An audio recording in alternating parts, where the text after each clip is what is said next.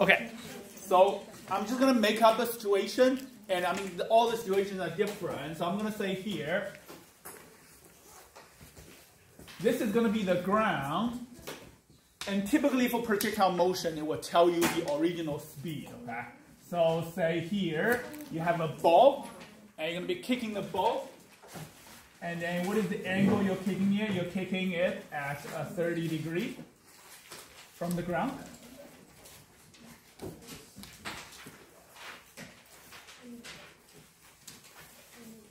And then there is the speed of the ball. The speed of the ball they give you is going to be, how fast do you guys kick a ball? Does anyone play soccer? No. Ben, let's say 20 meters per second. Okay, so then we want to know, should I give you a difficult one? No. Okay. I'll start from medium. Okay. The difficult one means it will ask you a question straight away. Okay. So, but if the easy question means it give you a few steps. Okay. So now, well, let's say question asks you to calculate two things. So one thing is, the first thing is calculate the time it takes before the ball reaches the ground again.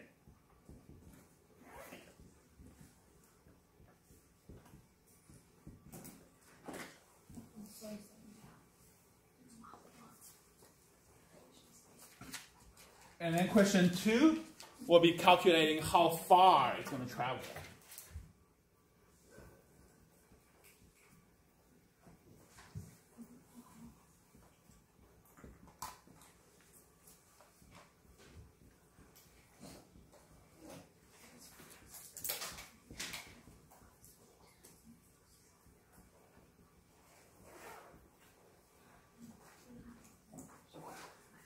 Okay, so 2 questions. And first, we're going to quickly draw a diagram. What would it look like? So it will look like this. It's going to go this way. It's going to land over here, right? So it's a parabola shape, and that's my full projectile motion. Okay. If you read the notes yesterday, then you will see for projectile motion, how do we analyze it for a full projectile?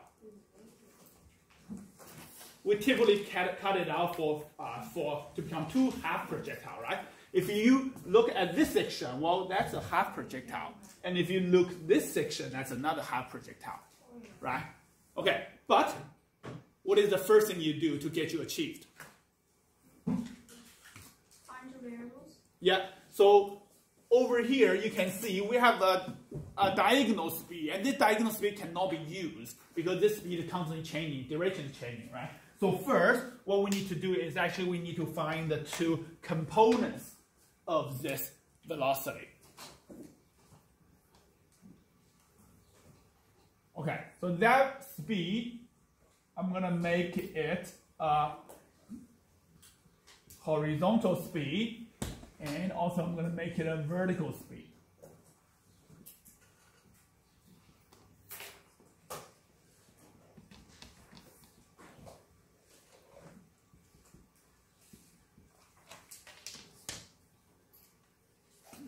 Okay, and then I'm going to calculate this horizontal speed and vertical speed first before I can do anything else, right? Okay, so let me do this.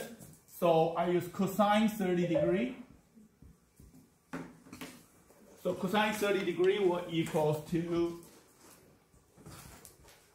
the adjacent over hypotenuse, which is the total of V. Then we can say, well, horizontal speed will equals to cosine 30 degree times the 20 meters per second. So then we put this in the calculator. Can anyone put this in the calculator?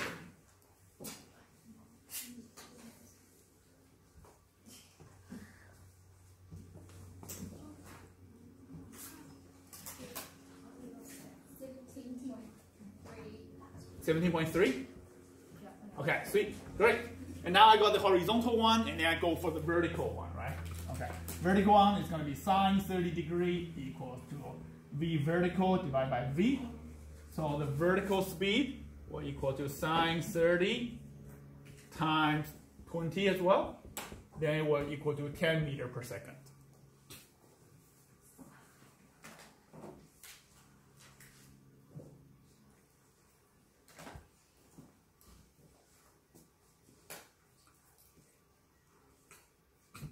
Okay, does this make sense? Yes. Okay, so I mean this step is not given to you. Sometimes they will ask you calculate the horizontal vertical speed, you get achieved already. Sometimes they don't ask you, they just ask you straight away. And you need to know a projectile motion, you need to do this to get the two components to analyze it. All right, so in the question, in the notes I gave you, I say, well, if you know the horizontal distance, then it's most easy. You can just use horizontal distance divided by the horizontal speed to find time, right? Because time is the thing linking the two together. But this one, we don't know the horizontal distance. In fact, it's asking us the horizontal distance over here. So what determines how long this ball is going to be flowing in the air? The time taken for it to reach the ground. What component make it stay in the air? Which component make it stay in the air? Yeah, it's a gravity, it's a vertical component. The vertical speed, how big this is, tells you how much it's going to stay on the ground and land on the ground, right? If this is really big, it's going to go all the way to there, come down. If this is small, it's going to go here and then come down already. So the vertical component determines the time it's going to stay above the ground and go in air, right? So we're going to go to the vertical direction, okay? So then we say, well, in vertical direction,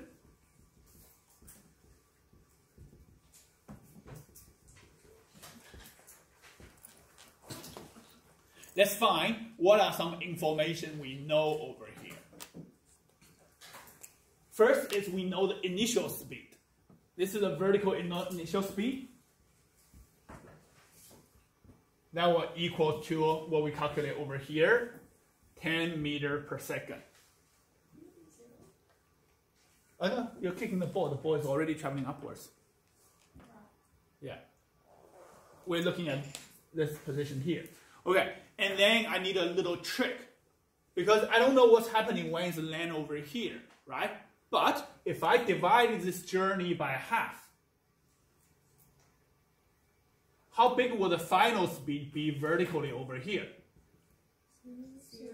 Yeah, that is 0 because it stopped rising up. That means vertical speed had disappeared. So now we have a final speed is 0. And then we also have the acceleration. How big is acceleration? Okay. Yeah, very good. Yeah, so this one is going to be a deceleration. So it's going to be negative 9.8. And then what else we know? We don't know anything else. We need to calculate time. Okay. And then again, what kind of equation do we use? The kinematic equations, right? Yeah. I just go find one. All right. So the one I've decided to use is going to be this. Vf equal to Vi plus At. Okay. And then put the numbers in. So that is 0. It's going to equal to 10 plus negative 9.8 T.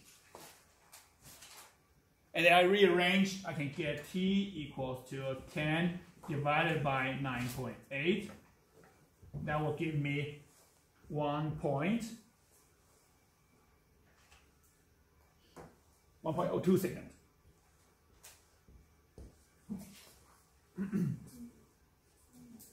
Yeah. Sorry, I still don't understand. Yeah. Why is the initial speed 10? Because isn't the ball like stationary when you kick it?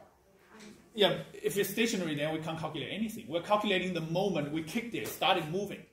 So is it like the potential like speed? Kind of Not the potential speed, the speed after we kick the ball. So it's once the ball started. Once the ball started moving, we're calculating that initial speed, yeah. Because if we could, it's like when sometimes we calculate the ball land on the ground. Well, people say, why do we need to calculate? Because the land on the ground speed is 0, right? We're not talking about after it landed on the ground. We're talking about the moment it's hitting the ground. Okay, so it's like the diagram is once it's like just been kicked. Yeah, just been kicked, yeah. Okay. Just been kicked this speed, yeah. Because then we need that speed. So this is 10. Oh, and it's also good to label it. Whatever you calculate and put it over here because then you don't get yourself confused, right? Because sometimes you could put the numbers in wrong. If you put it back on there, you'll see, oh yeah, that's the 10 meter I'm talking about, right? Okay, so now here's the important thing. Once you get the time is 1.02 seconds, what is the total time? Yeah, so this total time in air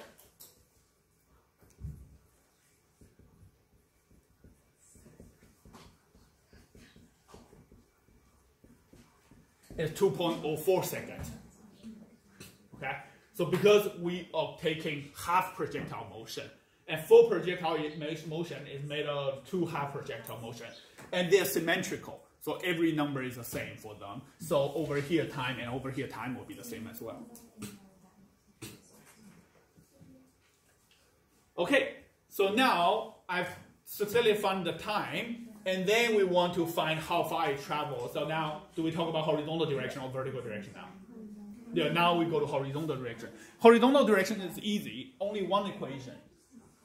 Horizontal distance will equals to horizontal speed times the total time. Horizontal speed, from my first equation, I've already calculated, 17.3.